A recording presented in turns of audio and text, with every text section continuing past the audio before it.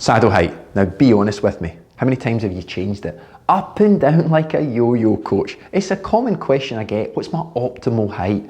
Well, there is no optimal height. Your fitness, your flexibility, and your age, believe it or not, keep changing. So there's an optimal range. And I'm going to show you in this video 2 methods that you've probably seen before, but I'm going to do it in a way that you will not miss out the common error that a lot of people make while using these methods to get their saddle height in that neutral, middle of the optimal range position. Okay, the first one, I kick off my shoes because obviously we're doing both of these in our socks or bare feet. First one, nice and basic, is the heel measurement. So we jump on the bike and we drop our legs straight down, nice and comfortable, until we get a straight line. You can see I set this one up already. Now, as my heel is down, that height, we can play around with the saddle height. You may need somebody to help you. You get it in a straight line. Now, here's the common problem that a lot of people do. They do it on one side. They just do it on their favourite side. I'll guarantee you that 99.99999% of people are not as flexible in both sides. It's not possible. There has been some sort of hip injury on one side, even a fall off your bike, or a fall at a birthday party, or drunk while you were dancing at a wedding. Drop your other side. So already, when I drop that left-hand side, I can feel my pelvis slip. It's now rolling. The right-hand side has come up and the left-hand side has gone down to reach. Now that's not a leg length discrepancy. Most people have got slight discrepancy, but it's because of the flexibility through the pelvis. I'm nearly 51 years old, and I promise you, there's been equal amounts of falls off the bike as there has been at weddings. So what I need to do is to lower to reach the left-hand side. I will often say to riders, place someone behind you and get them to watch your pelvis as you do this drill. Get them to take a photograph. Watch your pelvis, as long as they don't post it online. So once you've got it set to the least flexible side, I would still take 3 to 5 millimeters off that height. Lower it down, so when you come to put your shoes or your cleats on, the stack difference allows you to be in the middle of that optimal range.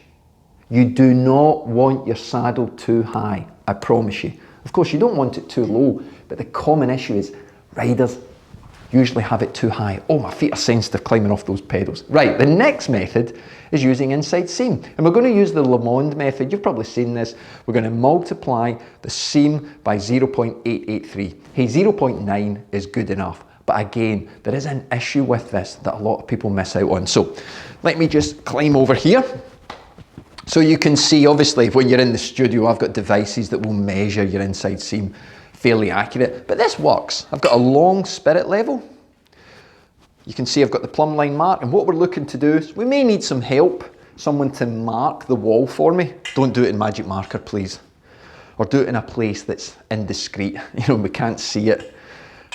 We're going to pull this up as high as we can, stand nice and straight, have it nice and straight against the wall. There we go, boom, mark the top of the spirit level. Hey coach, I haven't got a long spirit level. An old broom handle. Well, actually, it's a new broom handle. In fact, it's never been used as a broom, but I've got a small spirit level. Most people have one lying about the house somewhere. Tape to the end. Nice and easy. Boom, same idea. Now, haven't got any of that. You can use a long hardback book, okay? And you can use that and you can get that nice and straight and make that mark. Now you're going to measure that all the way down to the ground, multiply it by your 0.883 or 0.9 is good enough. Then you're going to make sure you take the measurement from the bottom bracket, okay? From the bottom bracket to the top of the saddle. What's the little cross for? No, it's not some crazy little hitman drill. This is 120 millimeters from the back of the saddle. This is the go-to point in nearly all saddles, whether they be long nose or short nose. What I mean by that is, here's my pelvis. She was a good cyclist in her day. The sit bones want to come to rest on that go-to point. So that go-to point is where we're going to set the center of the saddle through the seat tube. And we're going to make sure it sits on the rails absolutely dead central.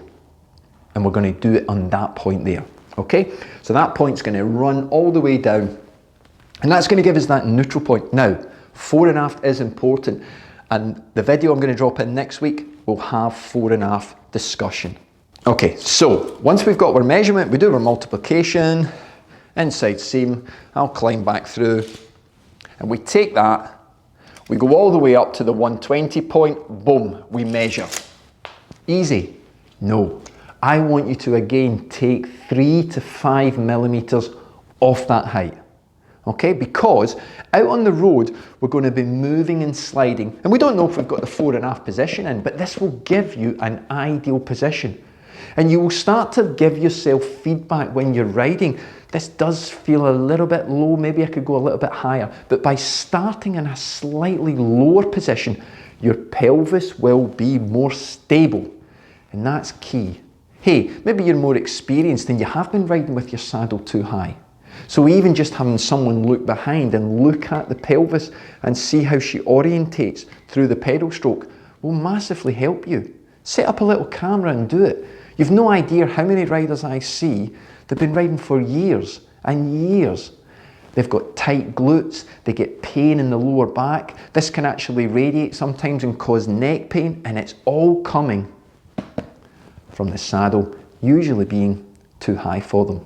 Hey, if that's been helpful for you, give the video a thumbs up. Really helps me understand what type of content is best to put out. But if you've got a question, hey, drop it in the comments. I will get back to everybody. Why not check out last week's video where I talked about posture and how we can support ourselves better on the saddle. And next week, I'm going to look at fore and aft position and help you really dial in your glutes and your quads into that saddle height that we've got. In the meantime, you stay safe, keep smiling, and remember, anyone can train hard. There's only a few of us can train smart. And when your saddle height's not right, you don't flow. And when you don't flow, you go slow. I like that. Is that this week's t-shirt?